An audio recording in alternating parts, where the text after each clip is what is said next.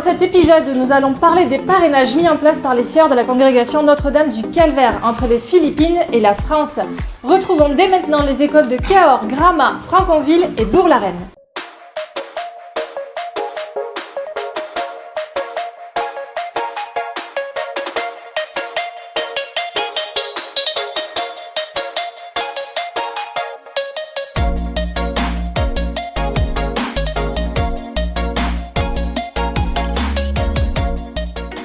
Ça fait quelque temps maintenant que l'on vous parle des parrainages et du projet Building the Future Together. Mais sœur Héloïsa, dites-nous, en quoi ça consiste ces parrainages? Ce parrainage a été créé en 2005 et dans le sens d'accompagnement des enfants pauvres et des familles. Il consiste en donner un aide, bien sûr, pour les études, mais en même temps, on aime bien dire qu'on aide l'enfant de manière intégrale. Comment ça s'est fait? Je crois que ce processus était une chose très progressive. Je crois que dans les écoles, nos écoles ici, il y avait cette prise de conscience de vivre la solidarité, la fraternité, mais surtout d'une manière très concrète. Et comme ça, on a présenté le projet de la bourse des études aux Philippines comme une manière de faire le lien les enfants qui aident les enfants. Et cet héritage de Pierre Bonhomme continue à être bien présent. Mais merci beaucoup sœur Héloïsa. Je vous propose maintenant d'aller à la découverte de toutes ces écoles et des actions qu'elles mettent en place pour contribuer à ce parrainage.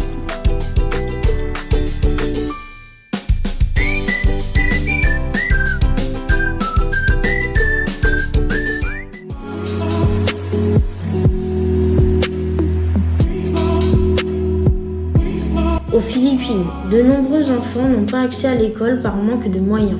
C'est pourquoi nous avons fait le choix de mener un projet pour leur venir en aide. Notre mission commence ici, en France, avec notre classe de 4e.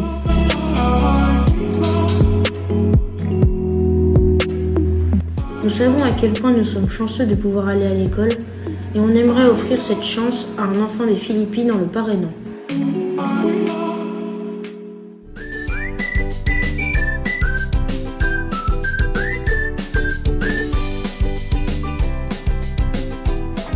Bonjour à tous, bienvenue à l'Institut Notre-Dame. Nous parrainons une enfant qui s'appelle Valena et je vais laisser Antoine se présenter pour nous en parler. Bonjour, je m'appelle Antoine, je suis élève de CM2 à l'Institut Notre-Dame. Le parrainage consiste à donner 1 ou 2 euros par élève de CM2 pour que notre filleule aille à l'école et puisse manger à sa faim. En CM2, nous parrainons un enfant. Nous parrainons en primaire et en maternelle un enfant par cycle. Sur tout le collège et le lycée, un élève par niveau. Nous avons donc 10 filleuls. Valena, la filleule des CM2, a réussi à aller à l'école grâce à l'aide de tous ses enfants. On entretient une relation, on essaye de développer ensemble des liens, bien qu'elle soit assez loin puisque aux Philippines.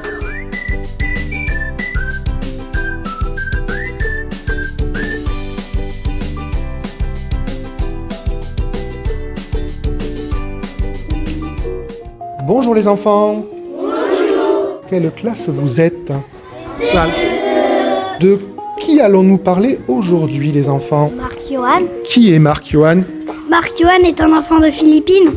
Oui, tout à fait. Mais pourquoi nous connaissons particulièrement cet enfant? Parce que c'est un garçon qu'on parraine. Qu'est-ce que c'est que le parrainage? On l'aide pour se nourrir. Des sous. Pour qu'il puisse s'acheter de quoi manger, mais aussi d'autres choses. Des affaires d'école. Hop là, la photo de Marc-Johan. Marc-Johan qui est en train de nous faire un joli dessin. Quel dessin a fait Marc-Johan pour nous? Dessin de Thor. Ah, il a dessiné Thor. Qu'est-ce que c'est Thor? Thor, c'est un viking. C'est un viking, vrai? On a fait venir un viking? Non, on l'a pas fait venir, on l'a un petit peu inventé. On l'a dessiné pour créer une histoire. Est-ce que tu peux me dire ce que tu es en train de me montrer? Le dessin qu'a fait Marc. Qu'est-ce qu'il y a sur ce dessin? Choupinou et sa famille. C'est qui Choupinou? C'est un cochon. Moi je vois le cochon, il est là. C'est ça le cochon? Ça c'est Choupinou, c'est ça? Oui. Pourquoi il est sur un bâton? C'est une marionnette. C'est une marionnette? Une histoire. Pour faire une histoire. C'est top ça. Ah mais du coup tu nous montres les Philippines. Donc ça en fait Marc il est là-bas, c'est ça? Oui, c'est ça. Ok, tu peux nous montrer la France?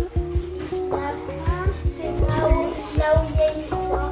êtes content de faire ce projet avec Marc?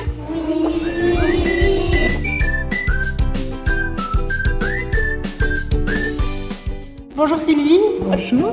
Nous essayons par des parrainages, notamment pour le bol de riz. Les enfants et les jeunes aiment beaucoup le vendredi saint, justement pour aider les Philippines, pour la scolarisation donc, des enfants, l'entraide pour les familles aussi. Concrètement, en participant au bol de riz, les dons sont reversés donc aux Philippines, ce qui permet d'offrir la scolarité à des élèves qui ne peuvent pas se le permettre là-bas. Voilà, tout à fait. C'est quoi le bol de riz? Vous pouvez m'expliquer? C'est une célébration parce que Jésus-Christ est mort. Le bol de riz, ça sert à manger moins pour donner aux personnes pauvres de la Philippine. Alors, j'ai cru comprendre qu'il y avait des élèves aux Philippines qui n'avaient pas forcément d'argent pour aller à l'école. Et donc, J'y allais à pied. Alors peut-être qu'ils y vont à pied, mais aussi ils n'ont pas les cahiers, les stylos, etc. Et le fait de faire le bol de riz, vous les aidez en fait à avoir tout le matériel scolaire, c'est ça? Comment ils faisaient pour payer l'école? Et bien justement, comment ils font pour payer l'école alors? Ils donnent de l'argent, nous. Voilà, c'est grâce à vous. Tout l'argent. Donc en fait, ça veut dire que quand vous faites le bol de riz, vous participez à aider d'autres élèves aux Philippines à aller à l'école. C'est super beau ça. Ouais. Coucou de la France.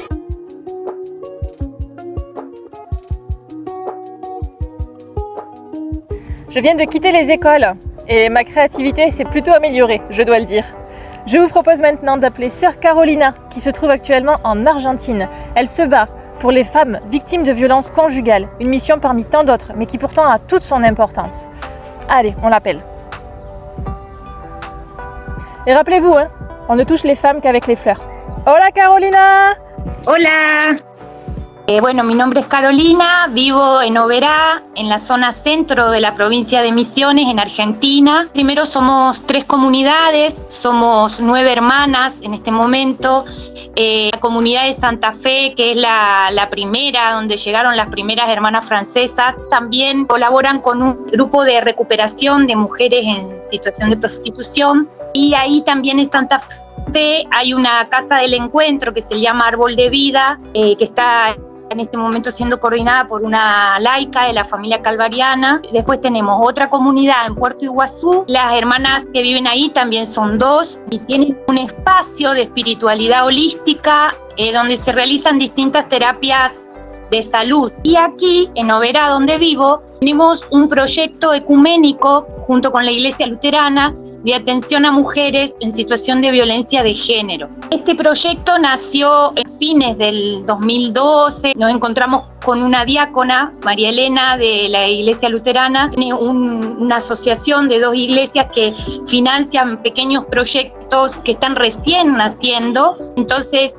viendo que la problemática era muy grande y preocupante en la ciudad. Bueno, nos encontramos entonces con Malena, armamos un proyecto y en el 2013 iniciamos en un barrio bastante grande y periférico de acá de la ciudad. En el inicio, en los 2 primeros años, usábamos la metodología del teatro de las oprimidas. En este momento somos 10 compañeras en el equipo. Voy a contar un poquito cómo es el trabajo, la misión, que no quede solamente en hacer la denuncia y resolver solo la situación de emergencia, sino que apunte a la recuperación de la mujer y que tengan en cuenta todas las dimensiones. Entonces, cuando la mujer llega por primera vez, hacemos una entrevista que es siempre de a 2 en función del grado de riesgo y la orienta qué paso seguir. Luego es necesario, se la acompaña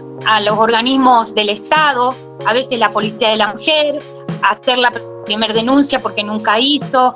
Luego una atención psicológica gratuita. El gran porcentaje de las mujeres que llegan están en situación de pobreza. Entonces están urgidas por resolver la sobrevivencia cotidiana. Eso por un lado. Por otro, logramos concretar un grupo de ayuda mutua. Otro aspecto dentro de este abordaje es lo jurídico legal. Entonces nosotras no logramos tener abogada dentro del equipo, pero sí tenemos una abogada que le consultamos todo el tiempo y vamos con las mujeres a hablar con ellas, las mujeres le hacen las preguntas y ella las orienta y hace algunos trámites en el juzgado. Otro dispositivo que tenemos grupal son los talleres, que son encuentros participativos, donde se trabaja con el cuerpo, con danzas, con distintos temas. Tu pregunta es si la situación en relación a la violencia mejoró o no. Es difícil de responder. Hay varios factores a tener en cuenta. Primero, antes existía, pero no se denunciaba, no se visibilizaba.